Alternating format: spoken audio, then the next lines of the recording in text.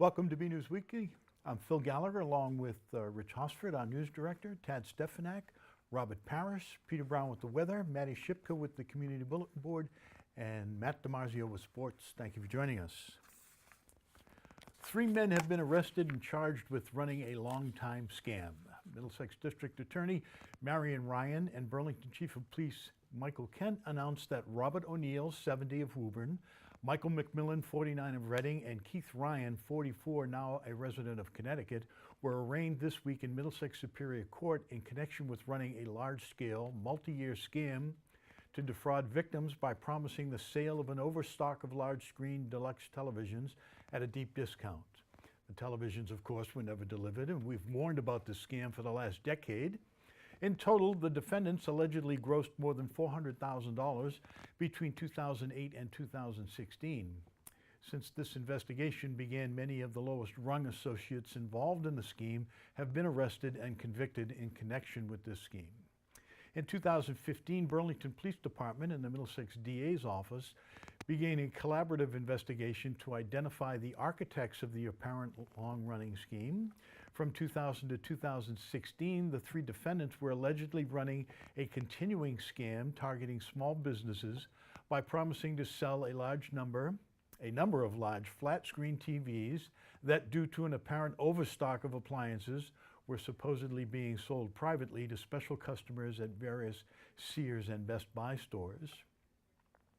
As part of the scam, the defendants allegedly cold-called small businesses and pretended to be their normal UPS delivery person and said that their brother, who worked for either Sears or Best Buy, had an overstock of deluxe televisions. They then offered to sell the televisions to the small business at a discount.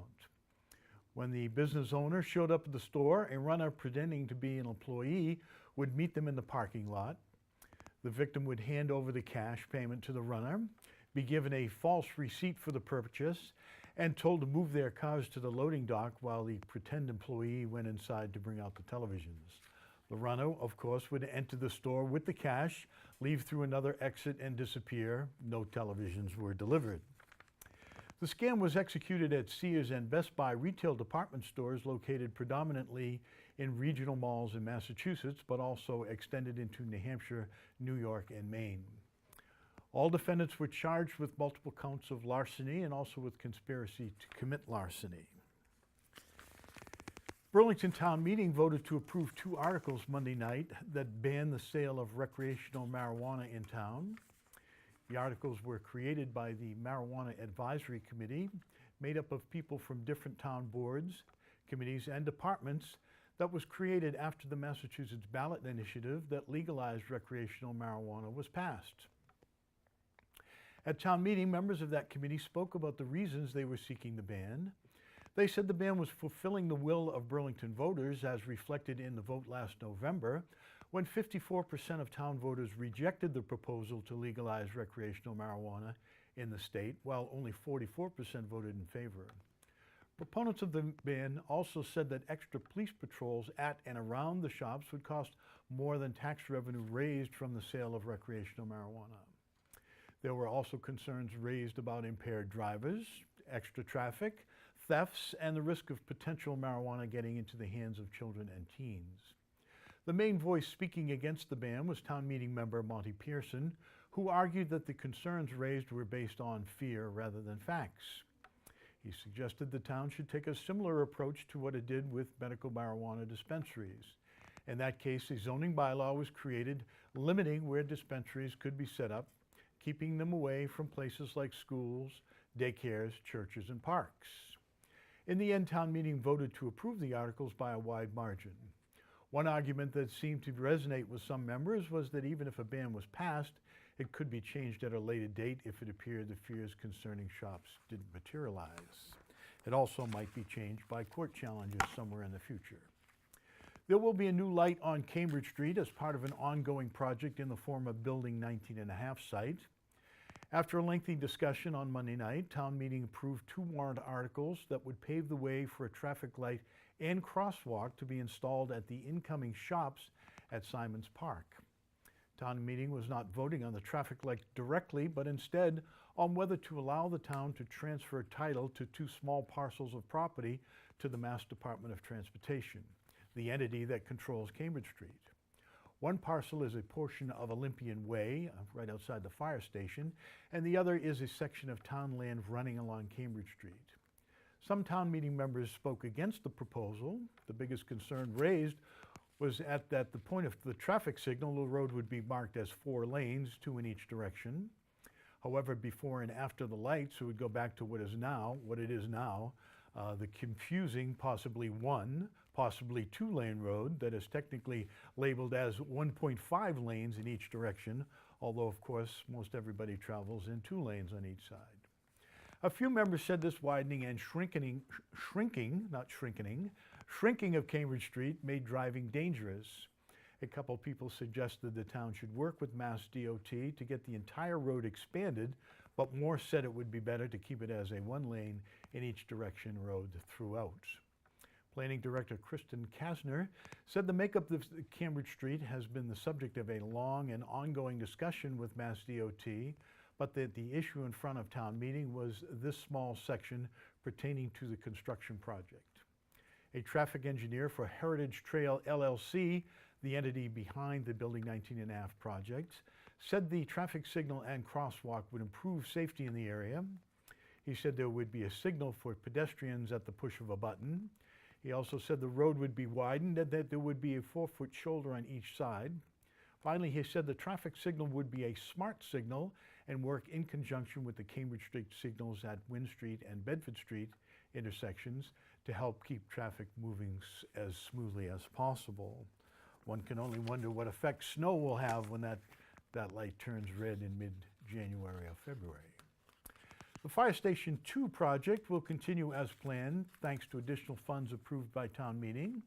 On Monday evening, the legislative body voted to approve the appropriation of an additional $225,000 for the project.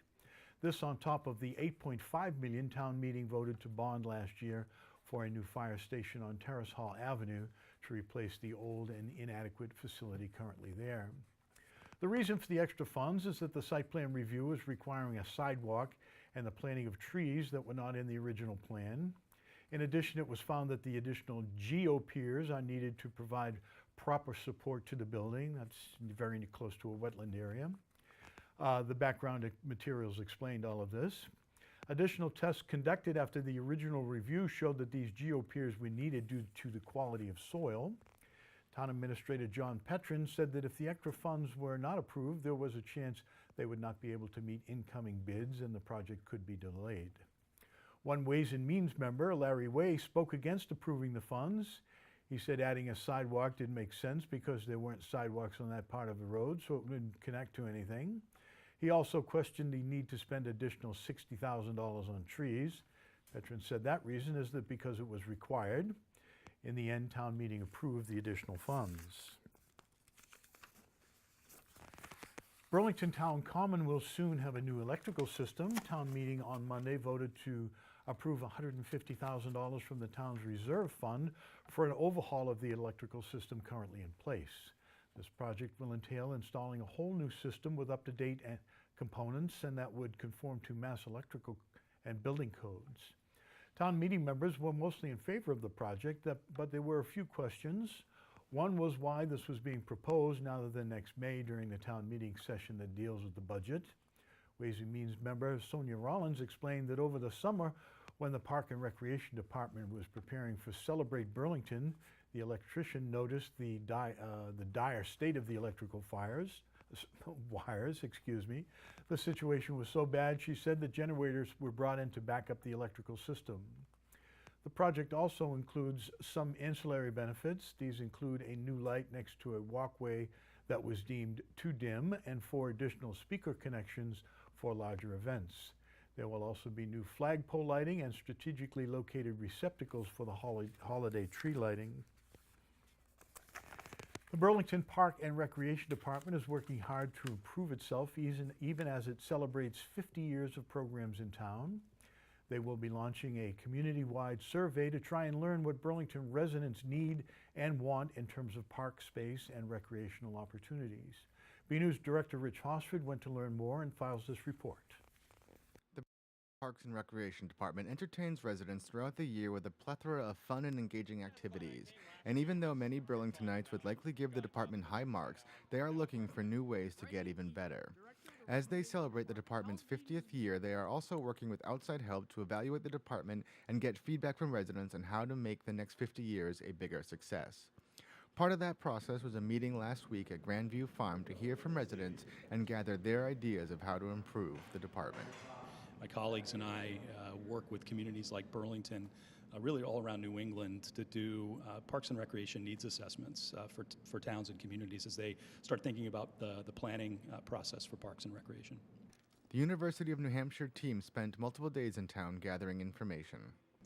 Yeah, so the last few days we've talked to probably about 40 or 50 parks and recreation stakeholders. So these would be people who are familiar with the Parks and Recreation program. They could be participants or parents of participants, partners of the Parks and Recreation program like the schools, police department, conservation commission, those kinds of folks. And we'll be sort of talking to them in a focus group format to try to understand what the needs and the priorities are for Parks and Recreation in Burlington going forward.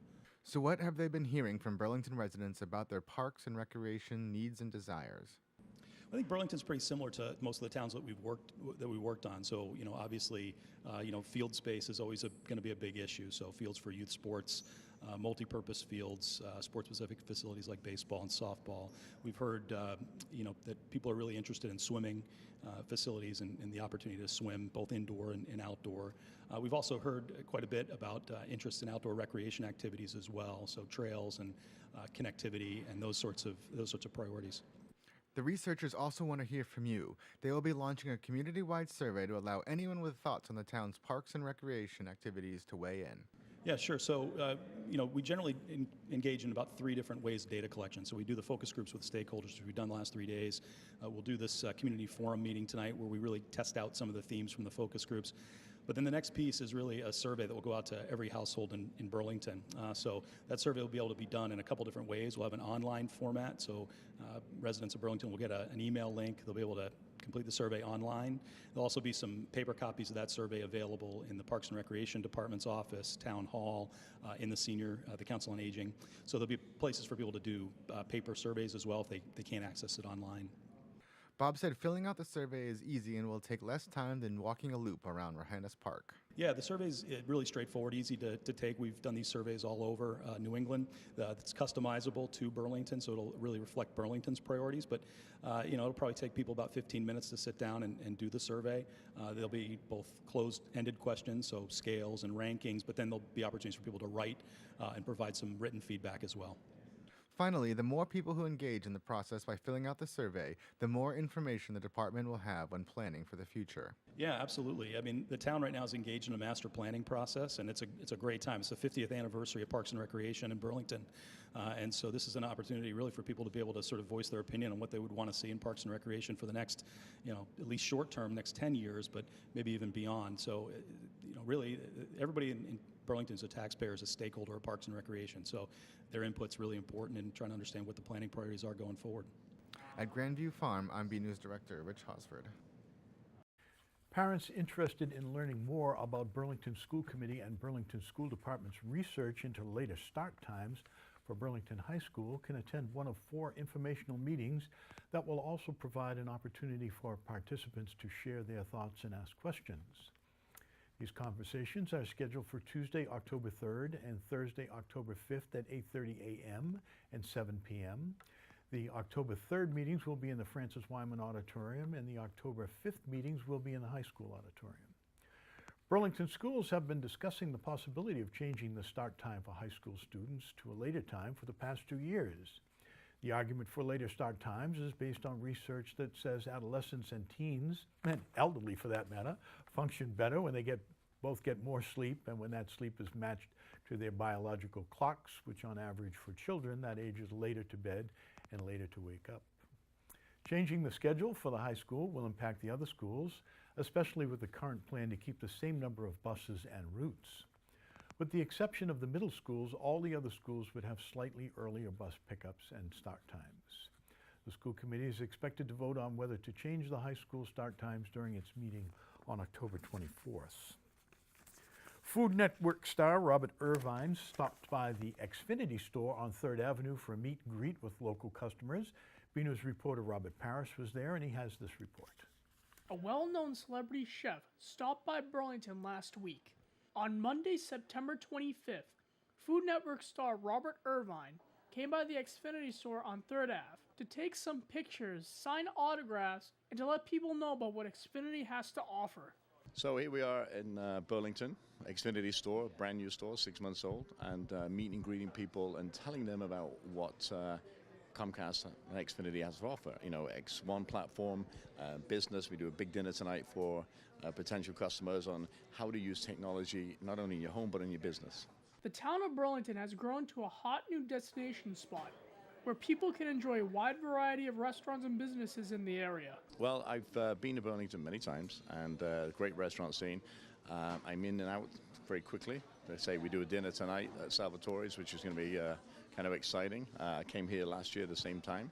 So, yeah, I mean, Burlington has got an up-and-coming scene of food. And if you've not seen it, you should get to see it. Robert has been to many restaurants in Burlington, but couldn't really decide which one was his favorite.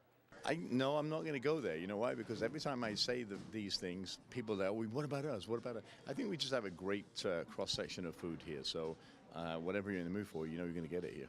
The Xfinity store gives customers a chance to check out new and upcoming products that Xfinity has to offer. We've been here for a little over 2 years. We're open 7 days a week, so we're very accessible to all our customers. 9 a.m. to 8 p.m. during the weekdays and 11 to 4 on Sundays. We now offer Xfinity Mobile, designed to save our customers money. We offer all the phones in store, all the accessories in store. We have plenty of cable boxes and all the new X1 technology, voice remotes. So a customer can come down, have a seat, talk to a representative, pay their bill, ask questions. We can demo all our technology and our products for people. And so, yeah, it's just a great customer experience. Robert hoped that the meet and greet will help people understand Xfinity's new way of providing unique gadgets and gizmos to customers. Well, you know, you get a chance to meet somebody that's on TV, you get a chance to understand about technology and how our world's changing, from brewing coffee from your iPhone to, you know, a voice remote on your TV.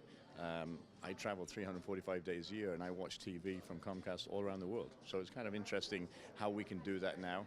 You know, the whole TV is changing. Not only that, but the security systems in our house, and it's interesting to see the changes. From 3rd Ave, I'm Robert Parrish for BNews Weekly. At some point or another, whether we've wanted to or not, most Burlington residents have paid a visit to Lahey Hospital and Medical Center. But did you know that there was an actual Dr. Lahey who almost 100 years ago started his independent practice based on the idea of physician-led treatment? Recently, an historic display was unveiled illustrating the legacy of Lahey's medical contribution to Massachusetts and the practice of patient care throughout the world. BNews reporter Tad Stefanek has more. This week, in the East Wing of the Lahey Hospital and Medical Center, members of the Burlington medical community gathered for a special occasion, the unveiling of an exhibit 94 years in the making. It's an honor to celebrate Frank Laheys' legacy and the milestones of our community. As this beautiful historical timeline illustrates, we really have so much to be proud of. After hanging a shingle in Kenmore Square nearly a century ago, Lahey Health has had many donors and contributions to Dr. Lahey's vision of team-based care.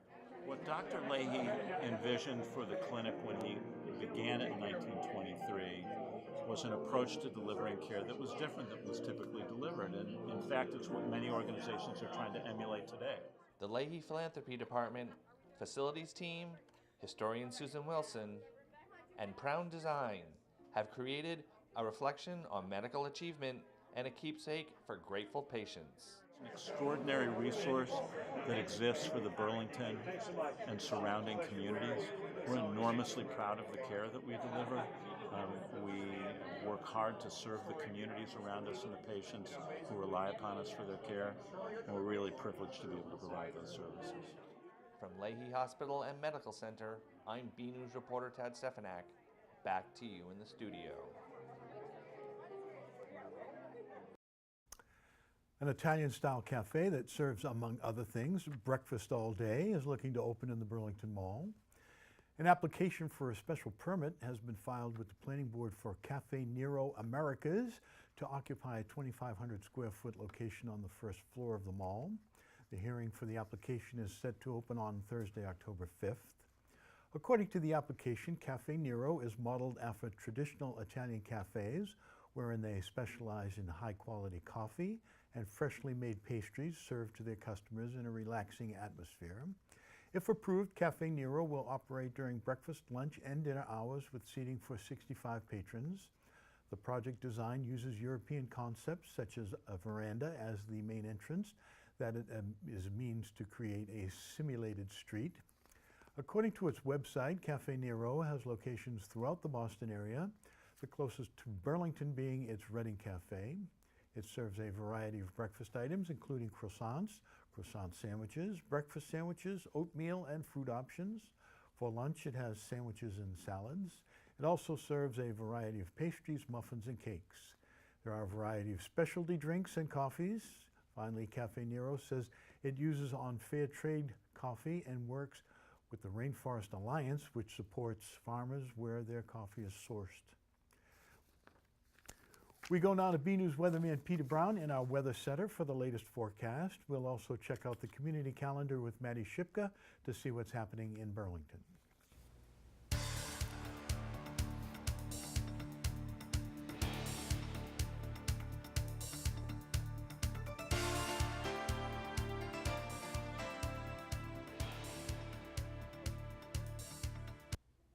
Well, hello everyone, and this is Peter Brown with a look at your weather for the next 7 days. And if you can believe it, here we are, getting into the very, very end of September. We're almost done with the first meteorological month of fall. It's really something else, that's for sure. Time is marching along.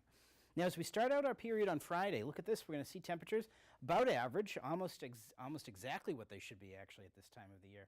Much cooler than those upper 80s and lower 90s that we've been seeing here in the Burlington area for the past 4 or 5 days. That's really been something else, that's for sure. We've really had a feel of mid-July these past week or so. So again, temperature's going to be in the mid-60s, going to be a little bit cool feeling out there, especially after all the warm and humid weather that we've been having. And here we are, look at this, ending our period. We're going to be getting into October already. Looking forward to all of that fall weather and Halloween. That'll be coming up very soon. But our average temperatures at that time of the year should be in the lower 60s. And as you see, when we get to the 7-day forecast at the end, you're actually going to see our temperature is going to be much warmer than this, that's for sure. So summer is still going to be sticking around. The only thing that's really reminding us that it's actually fall is the length of day. We actually have now, we're at the time of the year where the nighttime is actually longer than the day. So other than that, it looks like summer is still here, that's for sure. Now as we go ahead, I'm going to show you a little bit about what's going to be going on with our weather for the next 7 days or so. Now, you're probably looking at this graphic saying, geez, there really isn't too much on here. And to be honest with you, there really isn't going to be that much going on here in the Burlington area and the rest of southern New England. And you can actually pretty much say that for the rest of the Northeast. We are going to see a very, very similar pattern to what you might see in the summertime again. We're going to see some very, very strong high pressure centers kind of anchored over us, you know, a couple of weak ones here together, but as they kind of join up, they're going to give us pretty much fair weather for the next 7 to 10 days. Really, all that we're going to be seeing is coming up this weekend, we're going to see a little bit of an onshore flow coming in with one of these high pressure centers as it builds into the area.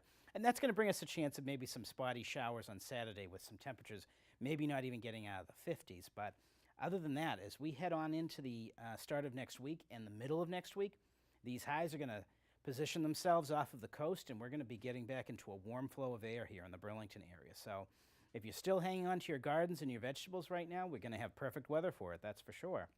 Now, as we go ahead, I'm going to show you a graphic, a little bit of what they're going to be expecting for the high temperatures as we head into October. Now, the Climate Prediction Center is actually forecasting for us here in the Burlington area and most of New England well above average temperatures again. So this is something that we saw for most of the month of September. Of course, we're not going to see temperatures quite as warm as they've been the past couple of weeks as we march on through fall.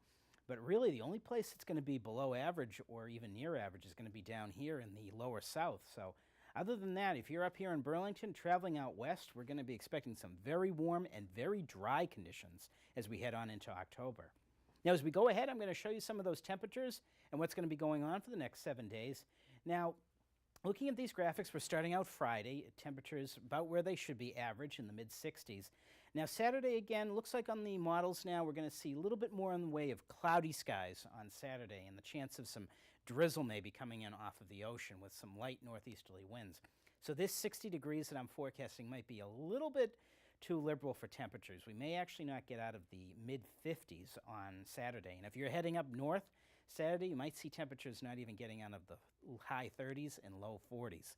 And of course, as you can notice, Saturday evening going into Sunday, look at this. Temperatures are going to be starting out in the 30s. So a real chilly feel as we start out and get into the second half of the weekend. But after that, look at this. Going all the way through to the end of the week, temperatures back up into the 70s. And in fact, maybe by Wednesday and Thursday, we actually have seen in the latest models, we may see temperatures actually flirting again with near 80. Now, that's getting into record territory as we get into this time in October, that's for sure.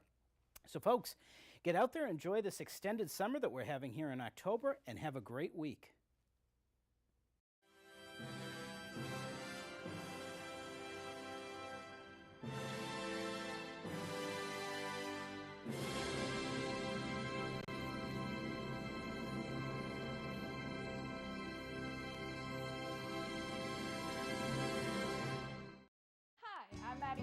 And this is your community calendar. Are you interested in learning what they do in the police force? On Wednesday, October 4th through December 6th, from 6 to 9 p.m., the Burlington Police Department will be having a Citizen Police Academy. The Citizen Police Academy is a 10-session live classroom training that is being offered to the Burlington residents and those who work in Burlington. In the class, residents and employees will learn about a variety of topics taught by the Burlington Police Department. This opportunity is open to anyone 18 and older or 16 and older if accompanied by a parent or guardian. Attendees will have to consent to a criminal background check and sign a non-disclosure form. For more information and to register, visit burlington.org. Get ready for a fantastic day trip. On Saturday, October 14th, the Burlington Rec Department will be having a fall day trip to Vermont. Enjoy an exciting tour of the Keechee Gorge Village, which is also known as Little Grand Canyon. There will also be a tour of the Cabot store, providing local cheeses, a visit to King Arthur Flower, and lunch at Keechee Inn at Marshland Farms. Everyone is welcome. The cost of the trip is $102 per person. For more information and to register, visit burlingtonrecreation.org or call 781-270-1695. It's that time of the season to get your yearly flu shot. On Saturday, October 28th, from 12 to 3 p.m., the Burlington Board of Health will be having a flu clinic in the Burlington High School gym.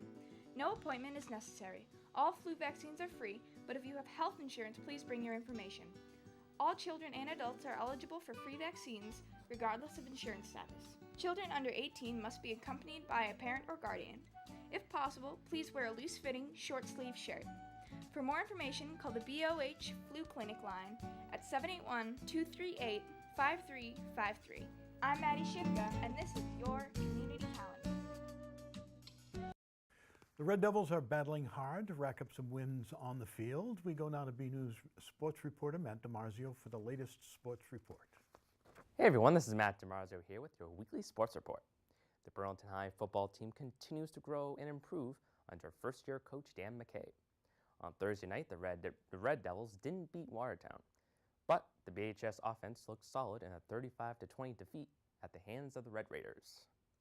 Burlington is still looking for its first win under Dan McKay, a former standout at Billerica High. The soccer teams are both in the midst of runs at the state tournament. On Thursday, both teams had exciting games against Melrose, the girls winning a 3-2 decision and the boys falling by the exact same score. The boys had a back-and-forth game with the Raiders taking a 1-0 lead before falling behind 2-1 at halftime.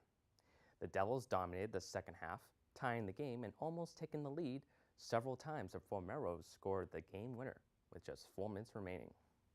The girls beat Melrose for the team's second straight win. The Lady Devils took care of Watertown by a 4-0 score earlier in the week, improving to 3-6 on the season. The volleyball team is off to another exciting start this season with a 4-2 record after its first 6 matches. The team is preparing for more victories and for its annual Dig Pink game on Friday, October 13th, the freshman, junior varsity, and varsity teams will play in back-to-back matches on the varsity court at BHS, with the varsity match starting at approximately 5:30. In 5 years of the event, Burlington's teams have raised more than $10,000 for the Side Out Foundation. The girls are hoping to have their best fundraising year ever, so stay tuned for more details. And that's all for now. I'm Matt DiMarzio. Back to you guys in the studio. Another week, another photo to highlight. This week's photo was an interesting look at the change of the season. It was sent in by Leslie McLaughlin, who calls it Fall Comes to My Driveway. It depicts some yard debris with the telltale signs of autumn, and though it is essentially a pile of twigs and leaves, it has a certain artistic feel to it, and also a harbinger of things to come for those who are in the yard cleanup business. Thank you for the photo, Leslie. We'd like to see your photos. They could be of something you see around town, the weather outside your own door, or even photos of your family members and pets. Whatever you think is interesting and would like to share with us and the community. Email your photos to bcat@bcattv.org with the subject line Photo of the Week.